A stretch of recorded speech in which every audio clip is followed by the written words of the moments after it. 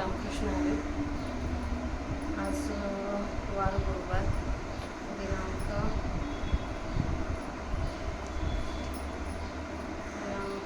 25 जून.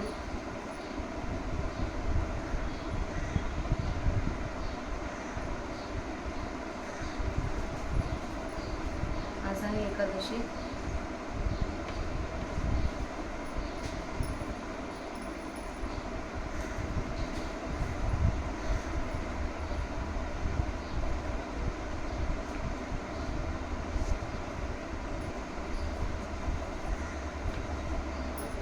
आज आपण आपल्या माऊलींच्या सेवेला सुरुवात करूया. भक्तवृंद महाकाय सूर्यकोटी समप्रभा निर्विघ्नं कुरु मे देव सर्वकार्येषु सर्वदा. अलंकापुरी पुण्यभूमी पवित्रा तिथे नांदतो ज्ञानराजा सुपात्र. त्या आठविता महापुण्यराशी नमस्कार माझा श्री सद्गुरू ज्ञानेश्वराशी.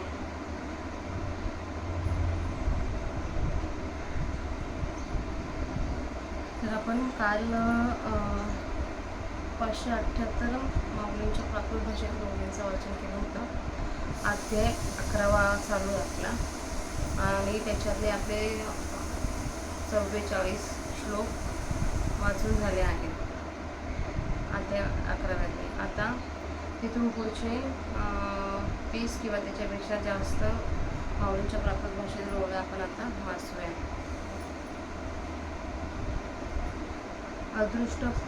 अदृष्टपूर्व ऋषितो अस्मि दृष्टवा अदृष्टपूर्व ऋषितो अस्मि दृष्टवा भयेन च प्रव्यथितं मनो मे तदेव मे दर्शय देवरूपं प्रसीद देवश जगन्निवासं.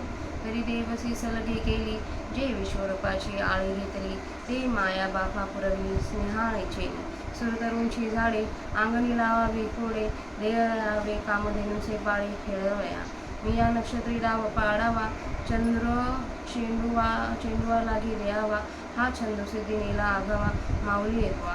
जया अमृत लेशाशी लागी सायास तयाचा पाऊस केला चारी मास. पृथ्वी वाहुनी चासे चास चिंतामणी वेदले. ऐसे कृतकृत्य केला स्वामी मौवे लळा पाळीला भूमी. लाविले जे हरब्रह्मी नायके जे गाणी. मग देखावयाची केवती कोठी जयाची उपनिषदा नाही भेटी. ते जिवारीचे गाठी मज लागी सोडली. जी कल्पादी लाभोनी आजीची घडी मग धरुणी. माझी जेतुली होऊनी गेली जन्मे तया आगवी यांची आतू. घर डोळे घेऊन असे पाहतो परी ही देखली ऐकली मातू. आतुळेची ना बुद्धीचे जाणणे काही न वाचेची याचेचे अंगणे. हे साधई अंधकरण करवेची ना तेथ डोळ्या देखी होवावी. ही गोठीची काय सया करावी किंबहुना पूर्वी दृष्ट नाश्रुत. ते हे विश्वरूप आपुले तुम्ही मज डोळा देखिले तरी माझे मन झाले दृष्ट देवा. परी आता ऐसी चाड जीवी जे तुझसे गोठी करावी. जवळ कहे भोगावी आलिंगावयासी. ते एची स्वरूपी करू म्हणिजे तरी कोणे एक मुखेसी चावळीजे. आणि कोणा खेस खेव देईजे तुझ लेख नाही. म्हणून वारी या सर्वे धावणे न ठके गगना खेव देणे. जळखली खेळणे समुद्र केवढे या लागी जी देवा. येतची भय उपजत असे जीवा म्हणून येतला लळा फाळावा जे पुरे आता. पै चराचर विनोद पाहिजे मग तेने सुख घरी राहिजे. तैसे चतुर्भुज रूप तुझे तू विसावा आम्ही योग जाता अभ्यासावे. तेने याची अनुभवा यावे. शास्त्रांते ओलांडावे परिसिद्धांत तोवाचे. आम्ही यजने किजती सगळे परी ती फळावी येण्याची फळे. तीर्थे होती सगळे याची लागे. आणि काही जे दान पुण्य आम्ही केजे तया फळी फळ हेची तुझे चतुर्भुज रूप. ऐसी ते तिची जीवा आवडी म्हणून त्याची देखावया लवळ सवडी. वर्तत असे साकडी फेडी वेगा. अगा जीवीचे जाणतया सकळ विश्ववसवितया. प्रसन्न होई पूजतया देवांची आदेवा.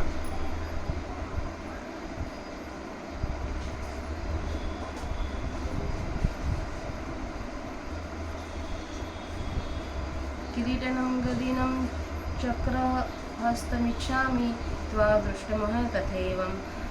तेनैव रूप रूपेण चतुर्भुजेन सहस्रबाहो भव विश्वमूर्ते. कैसे नीलोत्पला ते रावित, आकाशही रंगू लावित. तेजाची ओज दावित इंद्रनिळा, जैसा परिमळ झाला मरगजा. का आनंदासीची निघाली या भुजा, ज्याचे जानवरी मखरध्वजा जोडली बरली. मस्तकी मुकुटा ते ठेविले, की मुकुट मस्तक झाले. शृंगारालीने लादले अंगाचे निजया. इंद्रधनुष्याची आडणी, माझी मेघ गगन रंगणी. तैसे आवरले शांगपाणी वैजयंतिया. कवनी ते उदार गदा, असुरा देत कैवल्य सदा. कैसे चक्रहन गोविंदा, सौम्य तेज निर्वे. किंबहुना स्वामी, ते देखावया उत्कंठती पामी. म्हणून आता तुम्ही तैसे होवावे. हे विश्वरूपाचे सोहळे, भोगुनी निवाले जी डोळे. आता होता ती आधले कृष्णमूर्ती लागे. ते साकार कृष्ण रूपळे, वासुनी पाहो नावळे. ते न देखता थोडे मानिता ती हे. आम्हा भोगा मोक्षाच्या ठाई, श्रीमूर्ती वाचुनी नाही. म्हणून तैसाची साकार होई, हे सावरी आता. श्री भगवान वाच, मय्या प्रसन्न तवार्जुनेदं रूपं परं दर्शितामात्मयोगात्. तेजोमयं विश्वमनन्तमाद्यं, यन्मे तद्वर्णन दृष्टपूर्वं. या अर्जुनाची या बोला, विश्वरूप विस्मय झाला. म्हणे ऐसे नाही देखिला रसाळ कोणी. कोण हे वस्तू पावला आहासी, तया लाभाचा तो शून घेसी. मा भेने काळीने न बोलसी, हे काढू ऐसा. आपणी सावियाची जे प्रसन्न होणे, ते अंगचीवरी म्हणे देणे. वाचून जीवा सेवेसने कवनाचे गा. ते हे तुझी चाळे, आजी जीवाचे दळवाळे. कामोनी या एवढे रचिले ध्यान, ऐसी काय नेन तुझी आवडी. झाली प्रसन्नता आमचे वेळी, म्हणून गोप्याची ही गोडी उघिवली जयी. हे अपरापार स्वरूप माझे परांतर, येथून येथे अवतार कृष्णाधिक. हे ज्ञान तेजाचे निखळ, विश्वात्मक केवळ. अनंत हे अढळ आद्य सकाळ. हे तुझ वाचुनी अर्जुना, पूर्वी श्रुत दृष्ट नाही आना. जे जोगे नवे साधना म्हणून या. तर आपल्या माऊलींच्या प्राकृत भाषेतील 616 ओव्या वाचून झाल्या आहेत. तर आपण त्यांचा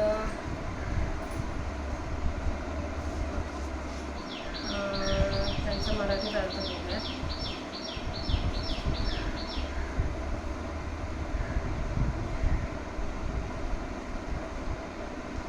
पूर्वी कधी न पाहिलेले हे तुझे विश्वरूप पाहून मी हर्ष पावलो.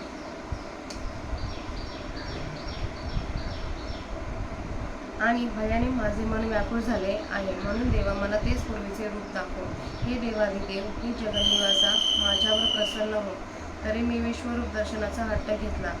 हा जो देवाशी लढिवाळपणा केला, तो माझा लढिवाळपणाचा हट्ट आपण जे प्रेमळ भक्तांचे मायबाप, त्या तुम्ही पुरविला. इतकंच मिनिट आहे.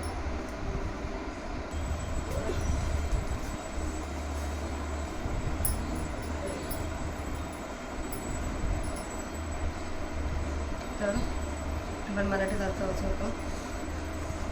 तर मी विश्वरूप दर्शनाचा हट्ट घेतला. हा जो देवाशी मी लढिवाळपणा केला, तो माझा लढिवाळपणाचा हट्ट आपण जे प्रेमळ भक्तांचे मायबाप, त्या तुम्ही पुरविला. कल्पवृक्षांची झाडे अंगणामध्येच कौतुकाने लावून द्यावी, अथवा कामधेनूचे वासरू खेळावयास आणून द्यावे. मी नक्षत्राच्या पार्श्वाने डाव खेळावा, मला चेंडू म्हणून खेळावयास चंद्र द्यावा. हा सर्व माझा हट्ट माझ्या आई तू सिद्ध नेलास. ज्या अमृताच्या थेंबाकरता कष्ट पडतात, त्या अमृताचा पाऊस आपण 4 महिने पाडला व सर्वच पृथ्वी पेरणी लायक करून ती मध्ये पाभारीचा प्रत्येक तासात पानांच्या रेषांत चिंतामणी नावाची रत्ने पेरले. महाराज, याप्रमाणे मला आपण कृपाकृत्य केले. तुम्ही माझे पुष्कळ लाड पुरवले व जे शंकर महादेव यांनी कानांनी देखील ऐकले नाही, ते तुम्ही मला प्रत्यक्ष दाखले. मग ती त्यांना प्रत्यक्ष पाहायची गोष्ट कशाला पाहिजे, ज्याची उपनिषदांना दर्शन नाही, अशी आपल्या जीवातील गुह्य गोष्टी तुम्ही माझ्याकरिता उघड केली. महाराज, कल्पाच्या आरंभापासून तो आजची घटकात धरून एवढ्या काळात माझे जितके जन्म होऊन गेले, त्या सर्व जन्मांचा मी झाडा घेऊन पाहत आहे. पण ही गोष्ट विश्वरूपाचे दर्शन ऐकलेली किंवा पाहिलेली आढळतच नाही. बुद्धीची जाणण्याची शक्ती कधी याच्या विश्वरूपाच्या अंगणात सुद्धा येत नाही व अंतःकरणाला कल्पना सुद्धा करता येत नाही. अशा स्थितीत डोळ्यांना पाहावयास मिळावे, ही गोष्टच कशाला बोलावयास पाहिजे. फार काय सांगावे. हे पूर्वी कधी पाहिले नाही अथवा ऐकले नाही. तेही आपले विश्वरूप तुम्ही माझ्या डोळ्यांना प्रत्यक्ष दाखवले. त्यामुळे देवा माझे मन आनंदित झाले. परंतु आता अशी जीवामध्ये इच्छा आहे की तुझ्याशी गोष्टी कराव्यात व तुझे सानिध्य भोगावे व तुला आलिंगन द्यावे. ह्या सर्व गोष्टी ह्या विश्वरूपाबरोबर करू म्हटले तर अनंत मुखापैकी कोणत्या एका मुखाबरोबर बोलावे आणि तुझ्या विश्वरूपी शरीराला मर्यादा नसल्यामुळे कोणाला आलिंगन द्यावे. एवढ्याकरता वाऱ्याबरोबर पळणे जमणार नाही व आकाशाला आलिंगन देणे घडणार नाही. समुद्रामध्ये जलक्रीडा कशी खेळावी याकरिता हे श्रीकृष्ण माझ्या मनात विश्वरूपी भय उत्पन्न झाले आहे आणि म्हणूनच एवढा हट्टपूर्वक की आपण प्रकट केलेले विश्वरूप आता परत आवरून घ्यावे. स्थावर जंगमात्मक जग मजेने हिंडून पाहावे व त्या हिंडण्यात बऱ्याचशा अपेष्टा भोगल्यावर त्यामुळे घरा सुखाने विश्रांती घेत राहावी. त्याप्रमाणे तुझे अफाट विश्वरूप पाहिल्यानंतर तुझे श्याम सुंदर चतुर्भुज रूप हे आम्हास विश्रांतीची जागा आहे. आम्ही योग मात्राचा अभ्यास करावा, त्या योगाने याचा अनुभवाला तुझे श्याम सुंदर चतुर्भुज रूप यावे. आम्ही शास्त्रांचा अभ्यास करावा, परंतु शास्त्रांचा सिद्धांत हाच चतुर्भुज रूप आहे. आम्ही सर्व यज्ञ करावेत, परंतु याचे फळ हेच चतुर्भुज रूप मिळावे. आमच्या सर्व तीर्थ यात्रा याचकरिता असत. आणखी जे जे काही दान पुण्य आम्ही करू त्याच्या फळाच्या ठिकाणी तुझे चतुर्भुज रूप हेच फळ होय. याप्रमाणे त्या चतुर्भुज रूपाची आवड आहे म्हणून तेच पाहण्याकरता लगबग आहे. ती अडचण तळमळ आपण लवकर दूर करा. हे अंतःकरणाच्या सर्व गोष्टी जाणणारा देवा, सर्व विश्व वसविणारा देवा व भजले जाणारे जे देव त्या देवांच्या देवा मला प्रसन्न हो. किरीट धारण करणाऱ्या, गदा धारण करणाऱ्या,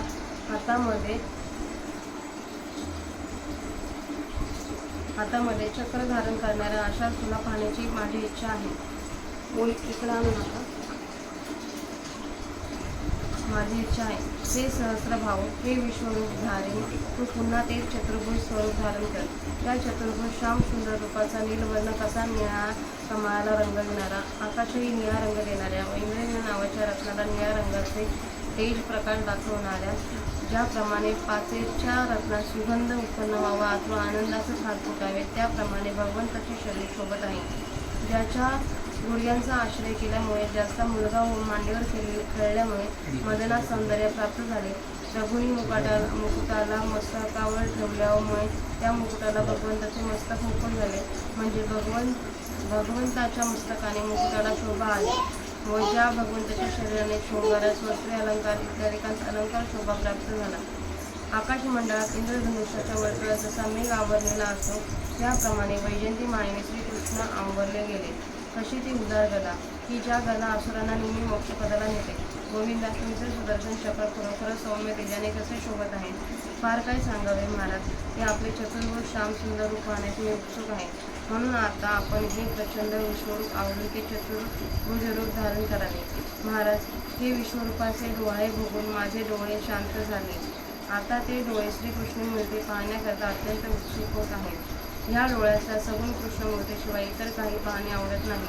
ते सगुण स्वरूप यास पाहावयास मिळाले नाही तर या विश्वरूपाची माझ्या डोळ्यांना काही किंमत वाटत नाही. आम्हाला ऐहिक व पारलौकिक भोगाच्या ठिकाणी फार काय सांगावे. मोक्षाच्या देखील ठिकाणी श्याम सुंदर मूर्ती असून दुसरे काही नाही. म्हणून देवा आता तू तसाच चतुर्भुज हो, हे विश्वरूप आठव. श्रीकृष्ण म्हणाले, अर्जुना, प्रसन्न होऊन मी माझ्या ऐश्वर्याच्या सामर्थ्याने तुला हे माझे तेजोमय विश्वात्मक अनंत व आद्य असे श्रेष्ठ रूप दाखवले. हे माझे रूप तुझ्या खेरीस पूर्वी कोणीही पाहिलेले नाही. अर्जुनाचे हे बोलणे ऐकून विश्वरूपधारी परमात्म्याला चमत्कार वाटला आणि तो म्हणाला, असा दुसरा कोणीच अविचारी पाहिला नाही. ही कोणती वस्तू तुला प्राप्त झाली आहे. तिच्या प्राप्तीचा आनंद मानित नाही. उलट एककली मनुष्यासारखा घेऊन काय बोलतोस ते कळत नाही. आम्ही जेव्हा सहजच प्रसन्न होतो तेव्हा आपल्या शरीरापर्यंत सुद्धा भक्ताने म्हटलेले त्यास देतो. पण याविषयी अर्जुना, कोणास आपला जीव अर्पण केला अशी गोष्ट कुठे घडली आहे काय. आज तो माझा जीव सर्व एकत्र गोळा करून तुझ्या इच्छेकरिता हे एवढे विश्वरूप मूर्तीचे रूप तयार केले आहे. आमची प्रसन्नता तुझ्या आवडीमुळे वेडी झाली आहे की काय हे कळत नाही. म्हणून आम्ही गुप्त गोष्टीचा विश्वरूपाचा जगात ध्वज लावला, जगात प्रसिद्ध केले. हे माझे मायेपलीकडील स्वरूप सर्व अमर्याद वस्तूंपेक्षा अमर्याद आहे व कृष्णाधिक जे अवतार होतात ते इथूनच होतात. हे स्वरूप केवळ ज्ञान तेजाचे बनलेले आहे व विश्व हे केवळ ते त्याचे स्वरूप आहे. या स्वरूपाला कधी अंत नाही व ते कधी ढळतही नाही व ते सर्वांचे मूळ आहे. अर्जुना, हे विश्वरूप तुझ्याशिवाय पूर्वी दुसरी कोणी ऐकलेले किंवा पाहिलेले नाही, कारण हे कोणत्याही साधनाने प्राप्त होण्यासारखे नाही. तर आपल्या 616चा मराठीत अर्थ वाचून झाला आहे. झालेली माऊलींची सेवा माऊलींच्या समाधीवर अर्पण करूया.